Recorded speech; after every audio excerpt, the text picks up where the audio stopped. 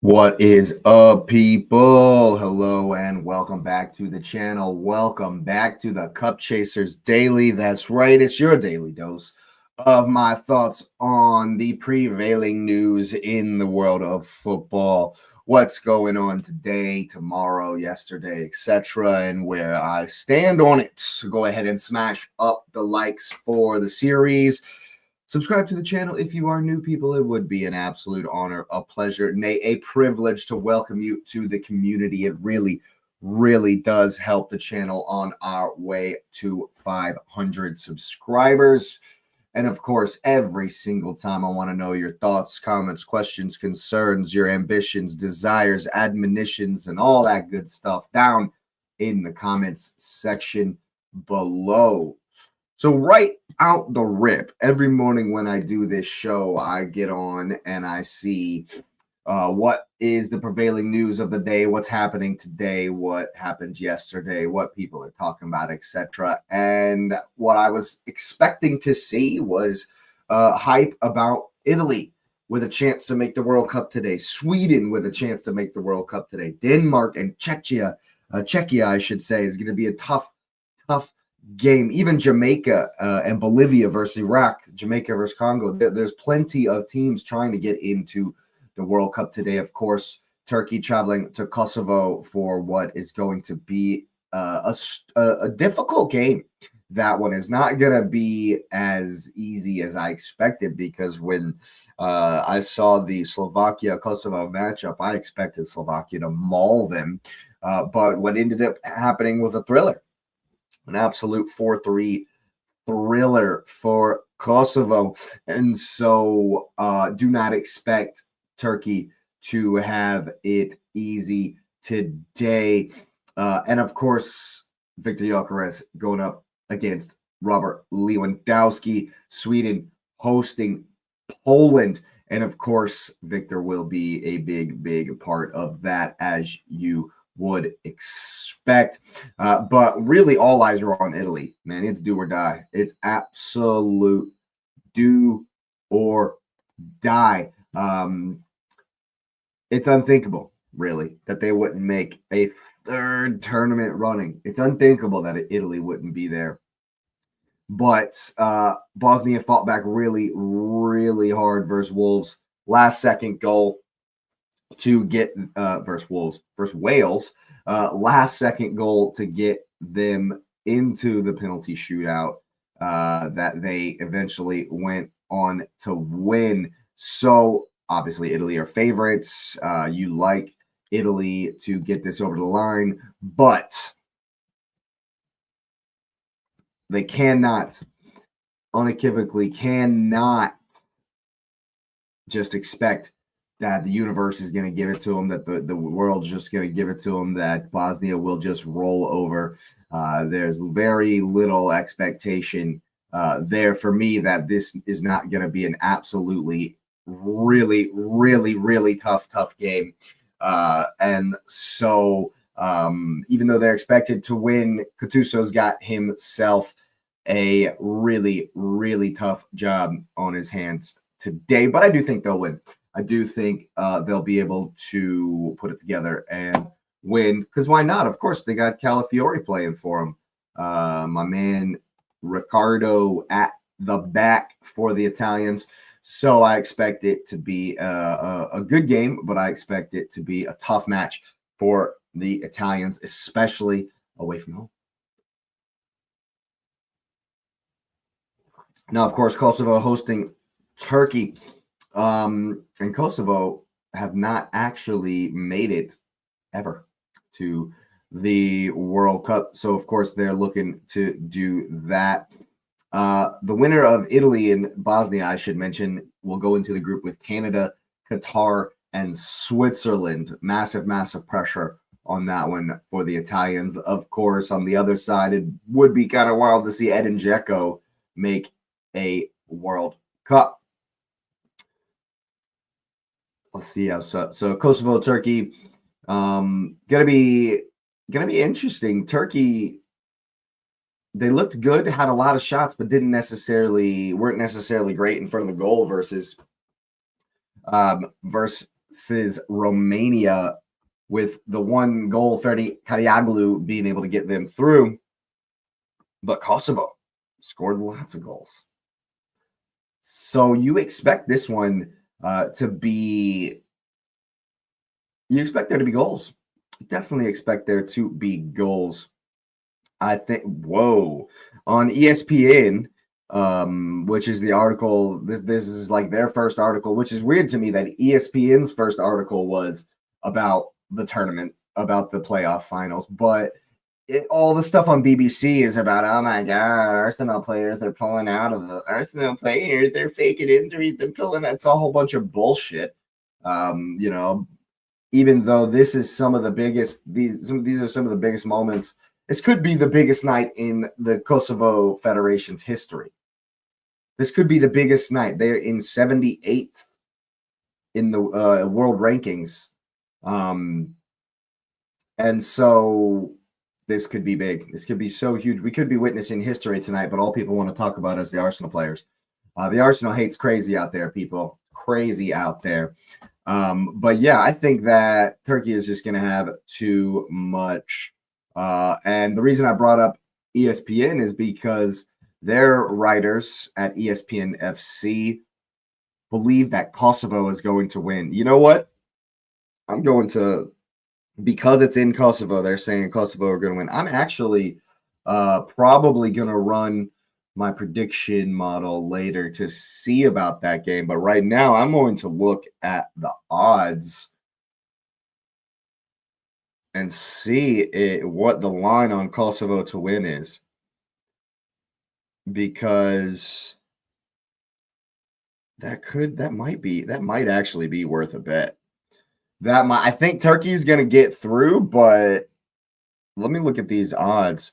They are not as long as I expected. Holy mackerel. Because Turkey's away from home, the bookies are not sure. The bookies are not sure at all. That's kind of crazy. That's very, very interesting. The line there on that game. I think it was a shock to most people that how many goals Kosovo scored in Bratislava. So to advance, it's 2-1 for Turkey to advance, but it's not as. That's a lot closer. So the Kosovo Turkey game is a lot closer than I would have expected. We're definitely gonna have to keep an eye on that one as far as if we're gonna get any bets in on that one. Make sure you're gambling responsible, people, every single time out there. And the winner of that game will be in the group with the USA, Paraguay, and Australia. And honestly, either of these teams are probably licking their lips. Kosovo, maybe not as much, but Turkey, if they get into this group, might just be favorites. So this is a massive, massive, massive game tonight. Kosovo could make their first World Cup, and of course, it could be the first World Cup for the likes of Kenan Yildiz, Arda Güler, and Hakan Çalhanoğlu, all three players who have had very good seasons this season. Of course, Kenan Yildiz up and coming for Como, and Arda Güler, of course, at Real Madrid. And as we know, Çalhanoğlu, mainstay in that Inter side. Now, the game that I'll probably have a bigger eye on Sweden versus Poland. I'm not sure where I'll be tuning in. It might depend on what my wagers are this evening for the playoff games, as to which game I actually watch. And might be an opportunity for a watch along. We shall see. Make sure you are locked in, people, with that notification bell, and you shall know which and if games I will be doing. But yeah, Sweden versus Poland is going to be fun. Of course, Victor Gyökeres will be the main man. It's in Sweden, so that's good. Yeah, I want to see Victor go through. I definitely want to see him go through, even though having Robert Lewandowski at a World Cup is always a big, big thing. even though like at the last tournament, it was really emotional. Like when Poland went out and it was Lewandowski's last. I remember that it was like supposed to be his last game, but here he is, still fighting on, still kicking ass, and so he will be, of course, playing. Yeah, he scored last time, so he scored in the game versus Albania. So yeah, he'll be playing. That'll be tough. That will be tough. A tough match. Sweden. That's going to be a fun game. This one I expect will be a bit. There will be a better defending and less goals scored. But yeah, what's up, Lumen? Big up yourself. Hope you are well. Thanks for being here every single time, of course. But yeah, I think that the Sweden-Poland game will be a lot closer, and that one might even go to extra time, of course. Hoping Sweden gets through. They will be in the group with Netherlands, Japan, and Tunisia, should they advance. And then the last game for the European playoffs, Czechia versus Denmark in Prague. That's gonna be a tight, tough game as well. Czechia fought back against Ireland. Big comeback versus Ireland. Obviously, as a fan of England and a fan of the Premier League, I wanted to see all of the UK teams make it. I wanted Ireland to go through. I wanted Wales to go through. Hell, I was hoping even Northern Ireland might do something against Italy, but I didn't really expect that one. But yeah, so it's going to be interesting. This one's going to be tough for Denmark. And I wonder, because Denmark absolutely slayed North Macedonia, I wonder how this game's going to work out, if Czechia will sit back and maybe let Denmark try to attack them. That'll be interesting. But of course, Christian Norgard is there for the Danes. Wow, Christian Eriksen still kicking. What a boss, that guy. Never my favorite player, obviously, because of who he's played for, but definitely still kicking. Rasmus Højlund playing for Denmark as well. So that'll be a good game to keep your eye on. Of course, Christian Norgard scored in the last match with I believe it was North Macedonia that Denmark played. So yeah, gonna have an eye on that one as well. ESPN thinks it'll be Denmark.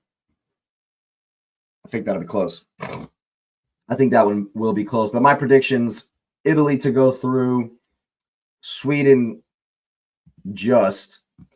I can't really predict the Kosovo-Turkey game because I'm not sure. I think Turkey will go through, but I'm not certain after that display from Kosovo in Bratislava, and I can't say that I've watched Kosovo in any other games.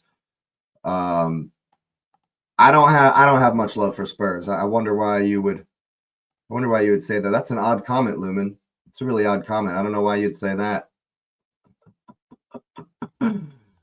Yeah, not much love for Spurs, but I have respect for Christian Eriksen. I do have respect. I can respect Spurs players. Like, I respected Gareth Bale, obviously. Didn't like him very much. But who cares? Who cares what I like? I definitely respect the players, even if they never played for the right team or whatever. Also, Jamaica tonight playing versus the Congo in an intercontinental playoff for the chance to represent in the World Cup. Unfortunately, they'll be put. Should Jamaica win, they will be put in the Portugal, Uzbekistan, Colombia group.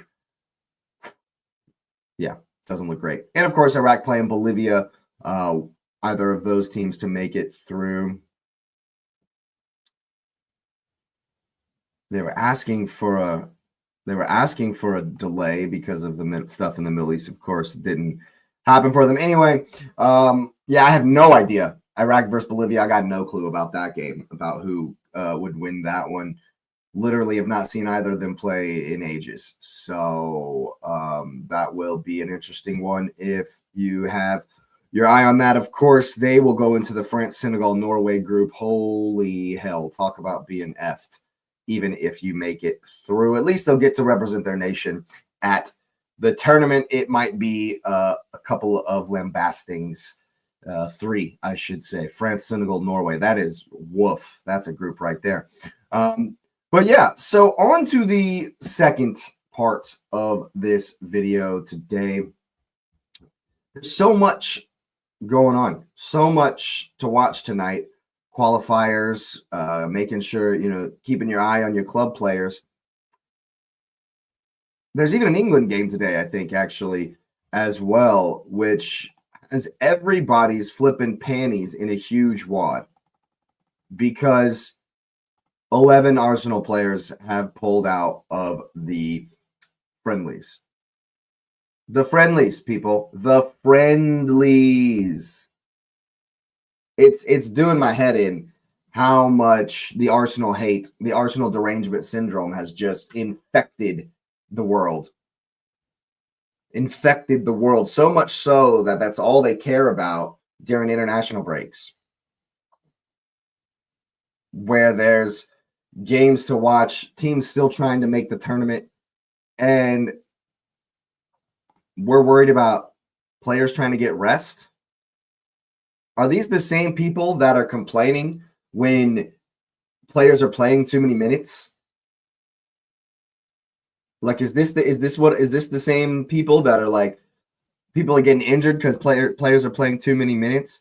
8 of the players, I think I saw a stat that said 8 of the players of the 11 players that have pulled out for Arsenal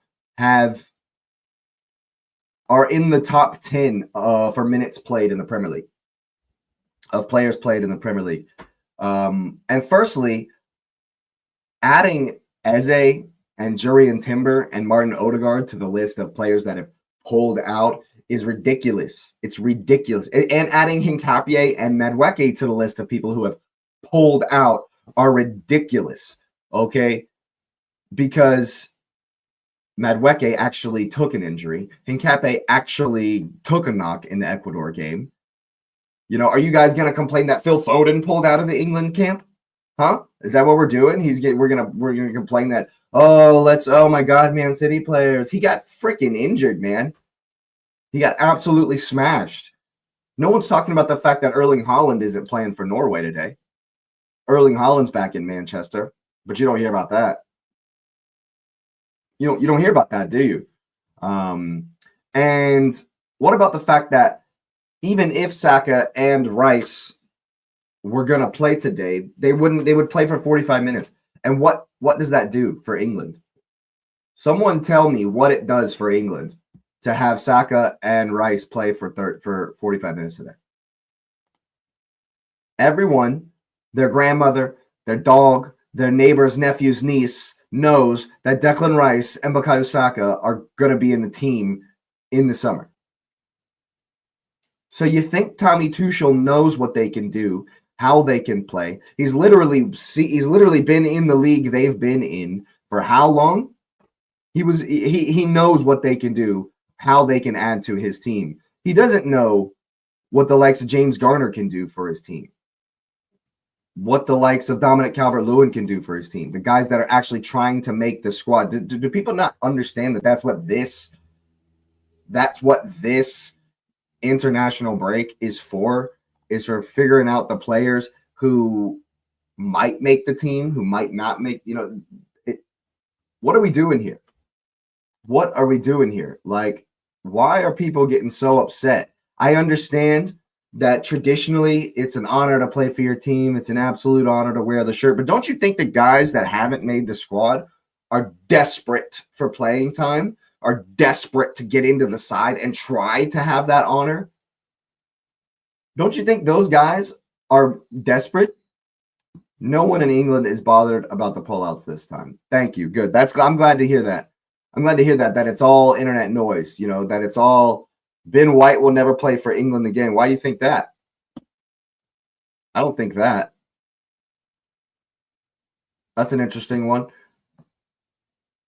I don't know about all that. I think that what the England fans did to Ben White is ridiculous, stupid, and asinine. Why would you boo him? What's the point? Most people don't even know what actually happened. Most people don't even know what actually happened and why Ben White pulled out of the camp the first time. They think they do because they read the news, the media, X, but that's not, it's just rival fans trying to pile on. But Timber is actually injured, and Eze is actually injured. You might remember that neither of them played in the Carabao Cup final. Martin Odegaard didn't play in the Carabao Cup final. You know what I mean? So I obviously have zero problem. Hey, if you say so, we value country over club here. Do you? Do you? I'm not sure that you are unanimous in that assertion there. I'm not sure most Liverpool fans, aren't they Scouse over English?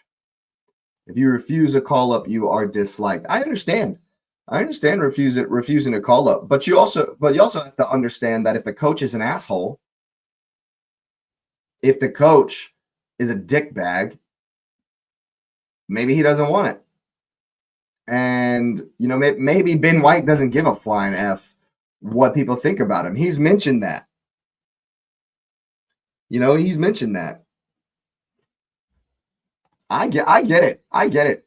If I got to wear the stars and stripes for one game, for a friendly, if I got to wear USA on my chest to play in a game for one match, for one friendly, I'd bawl my eyes out with singing the national anthem. I understand it. I understand it from a individual player point of view, but also, at the end of the day, LFC fans are the exception. Yeah, well, there you go. At the end of the day,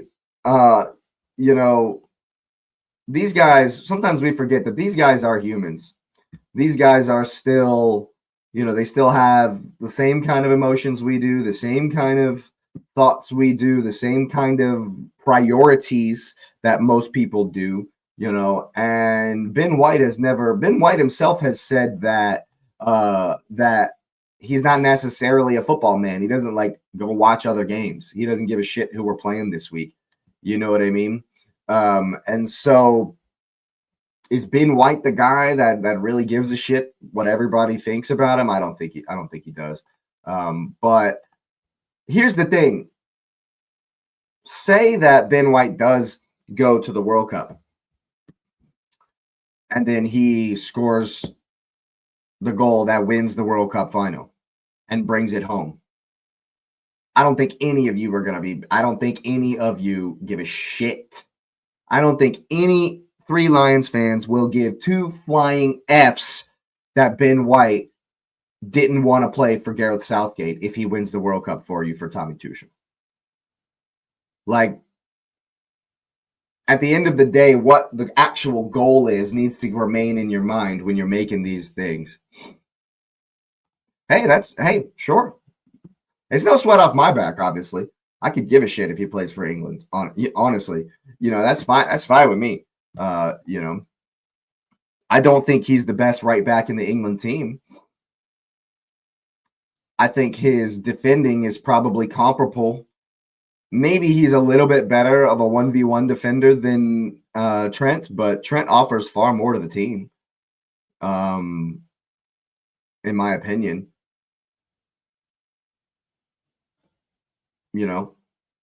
But yeah, if he doesn't play for England again, so be it. It is what it is. I just think that the outrage over players, quote, faking injuries when we know that every single one of those players have played too much. You all know it. They've played too much. We know they have. And that's a whole nother, that's another thing, obviously, a whole nother discussion where people aren't trying to think about that. These guys don't get breaks anymore. There is no break. There's no summer break because everyone goes on a freaking summer tour. There's no break. And now it's a World Cup year. So there's definitely no break. No, and they've played way too much. And so obviously, as an Arsenal fan, I didn't want any I honestly didn't want anyone that wasn't playing in a World Cup qualifier to even go. And so I was happy with it. I'm happy with it. 100% happy with it. You know, and I understand, from my point of view, I obviously don't care what England does in the tournament, and so, but if I put my English hat on from an English point of view, I get it. There's honor in wearing the flag on your chest. Absolutely is. And, it leaves a sour taste in the mouth when somebody says, oh, I don't want to do that, or I don't think it's as important or whatever. I understand it's kind of like a slap in the face. Uh, you know, I get it. But at the end of the day, you also have to think about where the team is as far as what is what's going to happen, what the team needs as far as what the manager needs to see, what the specific lineups, specific players, who's going to be on the squad, who's not going to be on the squad, that kind of stuff. I think it's interesting. France play injured players. England do not. England is different to France. France play injured players. England do not.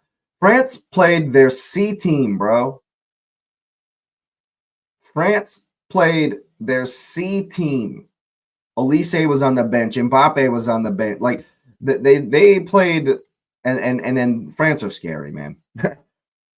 France are winning the World Cup. It's done. They're scary, but I just think at the end of the day, I think there's just too much focus on this. Why? I think the stories this morning should not be about Arsenal players pulling out. Like, who gives a shit? Like, it's really not that big of a deal. Alex Ferguson used to not let people go. Just he didn't even forget the hoopla, forget the hullabaloo. You're just not going, period. And he was one of the greatest, arguably the greatest manager ever. And so we're gonna argue against that. See, I just keep, against Brazil, they played the A team. Okay, I didn't see that one. Fine. France behind England in form. Hey, I as a fan of the Premier League, as far as the heavy hitters, I would rather see England win. I would 100% rather see England win the tournament. Obviously, I want to see Saka and Rice lift the World Cup. That would be incredible. USA have zero chance unless we fix it, which, Yep, I saw that. I remember England. Yeah, I remember they won 100% in the qualifiers. Absolutely. I would love to see England play France. You probably will have to at some point, unless you don't beat Spain. So yeah, one of those two teams. I think Spain or France are going to win. It's probably France, then Spain, then England in my book as far as chances to win. But who knows? There may be some shocks, maybe some different things to come through. But at the end of the day, I think the World Cup qualifiers should be like the main thing. And that's the point of today's video, is that why are we focused on the bullshit when there's huge pressure on the UEFA qualifiers tonight? And lots of good action. There's going to be a lot of good action. I got my eye on Italy, of course. The Turkey-Kosovo game will directly affect who's in the United States group in the Cup. So, yeah, and of course, I want to see Victor Gyökeres do well. So I'm going to have my eye on all of these games this evening. And I think that is far more important to the narrative of the day than the Arsenal players pulling out of the tournament, of the ones. Spain, France, England, Germany, Brazil. Yeah, one of those. Absolutely. 100% agree. One of those five will win the tournament. Hey, maybe even go ahead and put a little futures on that if they'll let you do that. But yeah, that has been today's Cup Chasers video. I certainly thank everyone who's tuned in. Go ahead and smash up the likes on your way out. Of course, if you are new, please consider subscribing to the channel. It really does help us. It really does help get us to the 500 mark that we're gunning for. It helps push it out to all of the new viewers who have yet to grace us with their presence, and it really does help the channel. I would be more than overjoyed if you would hit that subscribe button. And of course, Make sure you're locked in. We may or may not be doing the watch along later on today. So get that notification bell on so you know all about it. And of course, I want to know what you're thinking down in the comments section below. This has been the Cup Chasers Daily. Thank you so much.